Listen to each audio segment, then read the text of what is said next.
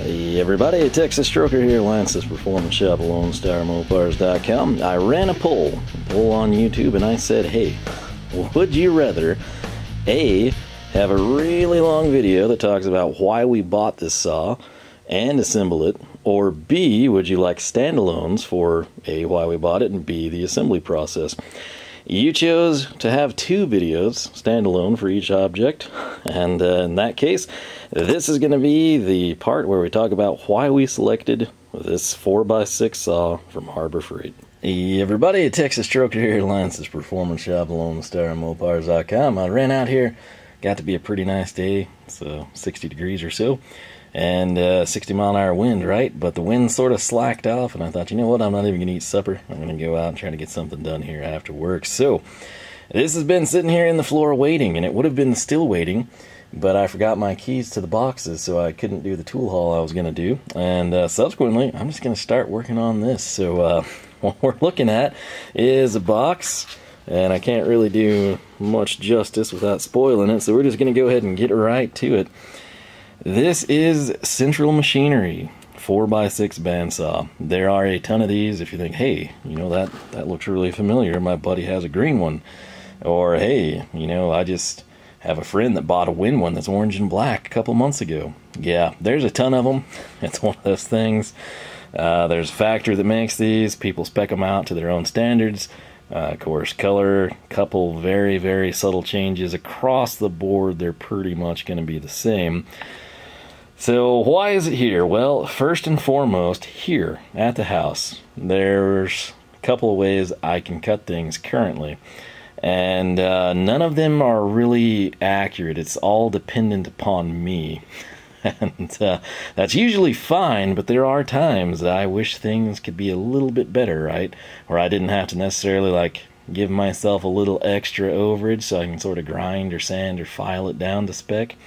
And that's where this is going to come in. So right now, if we turned around behind me, there's a whole bunch of angle iron, you know, 2" by 2" by 1/8".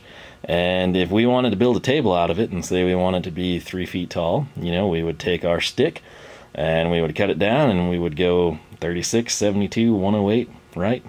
Just 144 all the way down the line.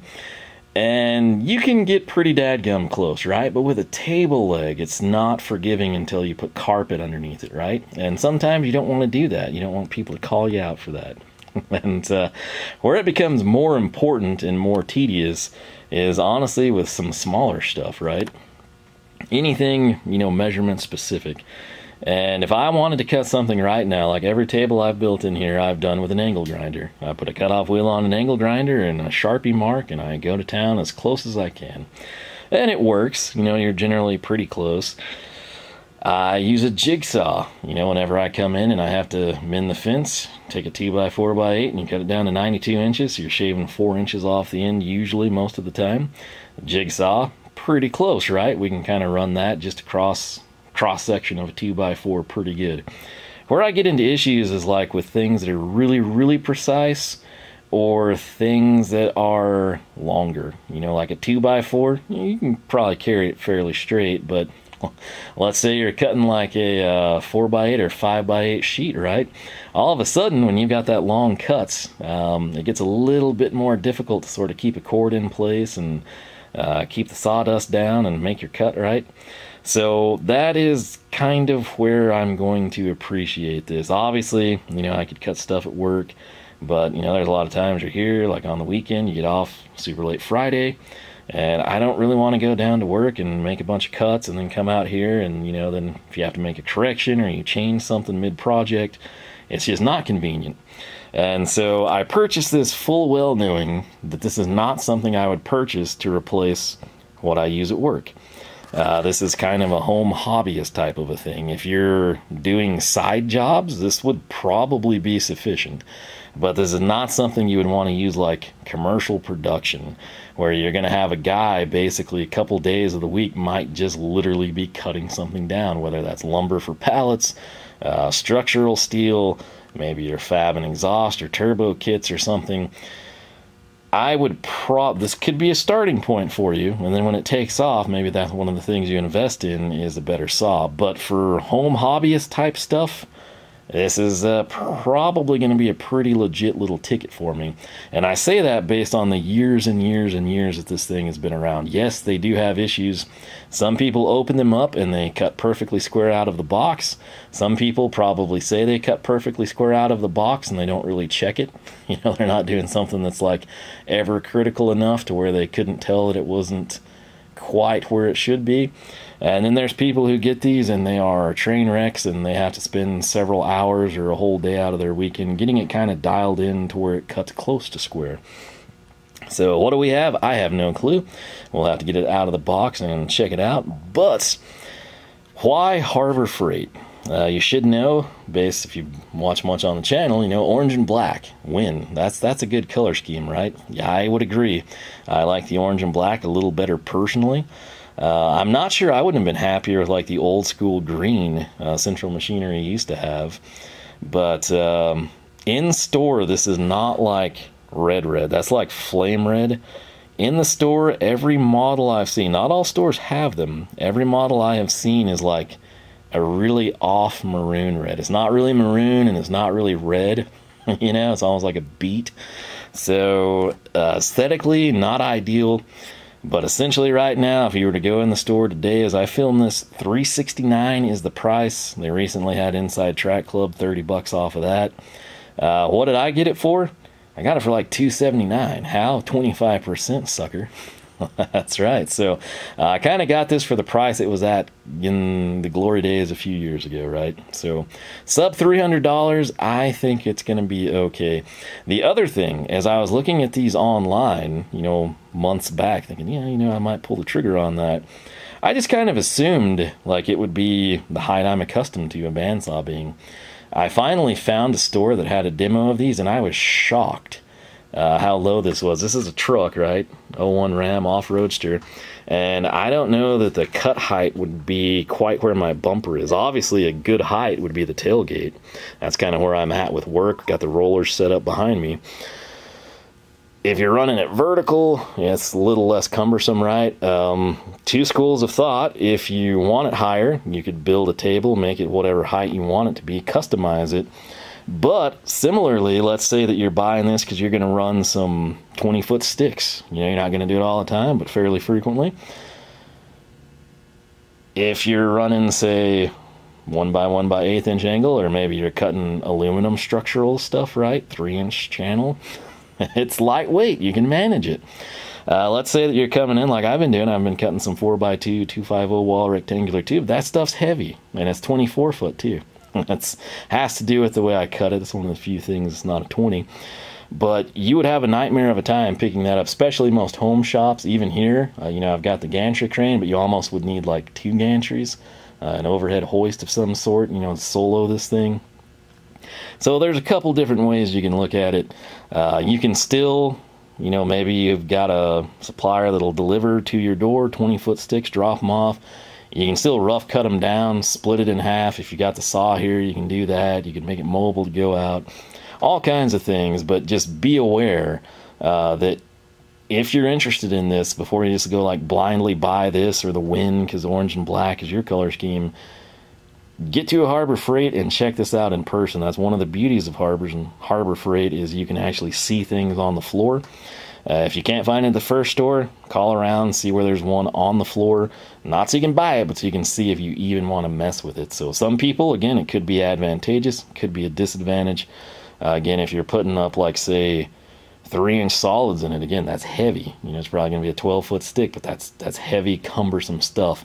You'll have to factor in rigging up some rollers behind it, all sorts of things. So take what you plan to do and be realistic. You know, if you think, well, I might do this in the future, but you're probably not, don't hold that against you. But if you are, think of that as a limitation, or, you know, you're $300-400 closer to a better saw. Harbor Freight, they do have one that people seem to like. I want to say it's around $1,200. It looks decent. I don't know that I've seen a model of that on the floor, but like I said, if this was something, if saw went down at work, I would not get this unless it's like a pinch. Both of them go down or something, and I've just got to have something to get by type of a deal. But home shop, limited time after work, weekend warrior type of thing, I think this could be a legit solution. One big selling point for the Harbor Freight is it's a 1-horse motor. How accurate is that rating? Who knows, but you typically are going to see like a 3/4 horse. So this one will have a little bit more get up and go. I should be able to dial in. Off the top of my head, I don't remember the speeds or adjustments or anything. 3 speeds, there's my answer right there. So 3 speeds to cut everything from brass and aluminum to rugged alloy and tool steels. Gravity feed cutting pressure adjustment in horizontal position. It comes with blade and heavy duty standing. Of what you see online, this like shipped blade, which is pre-installed, sucks. Some people get like 2 cuts with it. Some people have a little better time. I've already looked into quite the upgrade on the blade. We probably going to make that happen. More on that later, but let's see. 0 to 55 left miter cuts on horizontal. Again, horizontal is the orientation you see there. Vertical, think of it like flipped up like a traditional bandsaw. 2-position rocker switch with safety lock off. That's going to be the yellow and red right there. I'm hoping there's like a kill switch as it comes down. But it's going to be 120 volt, 1 horse. Blade speeds 80, 120, and 200 feet per minute. Blade size, I believe that's going to be half by 0.25. I think it's 64.5, because that's what I've been telling people when I've been getting some estimates. So, cutting capacity 4x6 rectangle, 4.5 round. Cutting table, kind of small, but again, I guess sized appropriately. 11.5 by 7.5 by 23.5 in horizontal. Flip it up and go vertical. You have 9.5 long by 33.5 vertical. So that's really about all there is there. Now, some people will say, you know, I've had like companies, you know, like message me like, hey, you want to try this for your portaband? And they're like, you don't have a portaband? It's like, no, I do not. People will buy portabands, you know, for various reasons, particularly, you know, hopefully if you're going to use them on the go, right? That's oftentimes not the case. People just buying them for like stationary stuff in their shop, and then they're outfitting them. There's really good kits from Swag Off-Road. I've looked at it. I've considered it. It wasn't necessarily that I didn't like their kit. It was a situation where it would almost kind of be like taking the portability out of the portaband. You could still take it with you, I'm sure. I don't know the weight on the setup. But the main thing was, like, by the time you would like trick it out like I wanted to, I would be in for close to the same price. Again, I think I came out the door with tax for like $277, something like that. Right around 300-ish. So pick your portaband, factor in the blade availability, blade length, if you can get a better blade, and then however you want to trick it out with those kits, and you're getting really close to this price point. I should also mention I do have the assortment of hacksaws. Then of course we've got like the Sawzall, but it's just like I said, it's nothing that's like super precise for distance. You know, I can use the hacksaw and we can knock some threads off pretty good, right? Spin it through the nut just fine. But there are some things that I want to be more precise and more efficient, and I think this will be the ticket. So I think that kind of covers everything I wanted to here at the beginning. A lot of people hate this stuff. For people seriously considering this, they appreciate it, and that's why we do it. So prior to purchasing this, I was in your position, and I spent a disproportionately ridiculous amount of time researching it and debating what route to go. And ultimately, I selected this one, in part to the 25%, and also in part just for the reasons I mentioned. My other options, I know a lot of people will say, well, hey, you should have spent like $170 and gotten the central machinery, you know, vertical bandsaw. No.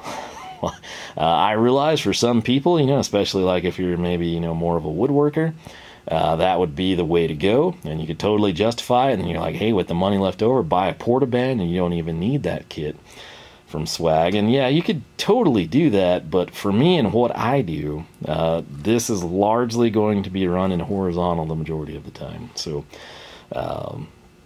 it just turns out to be a better deal. It's also a situation where we very well may modify this thing and put it on a stand so I can get it up a little bit higher. Again, think about what you'll be cutting. If you're going to be running 20-foot sticks of 2-inch square tube, this 1/4-inch thick wall, that's kind of heavy, kind of cumbersome.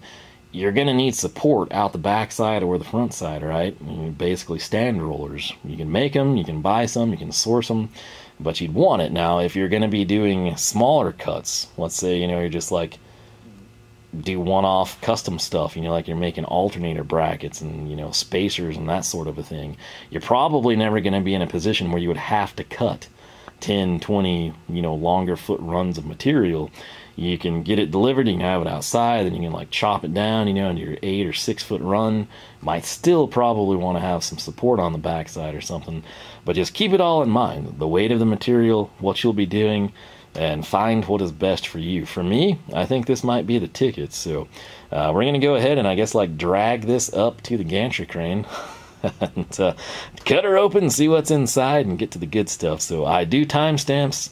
If you're familiar with the channel, you should know that. I do that for your convenience. And that way, if you don't care about any of this stuff, you can skip right over it, get to the unboxing. It's tagged and titled appropriately. One of the few channels that'll actually do that, not clickbait crud.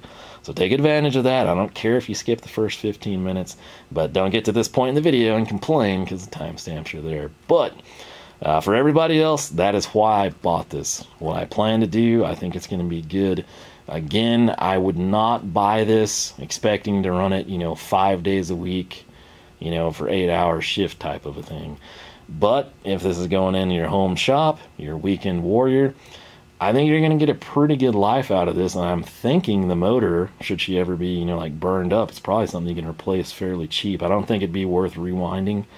It's probably just at that point, it's like a throwaway being that small. But they've got a long track record. There's tons of them out there across various brands. And like I said, this one, I think it's actually going to turn out to be pretty decent for us. So let's cut the chat and get up there and get her opened up.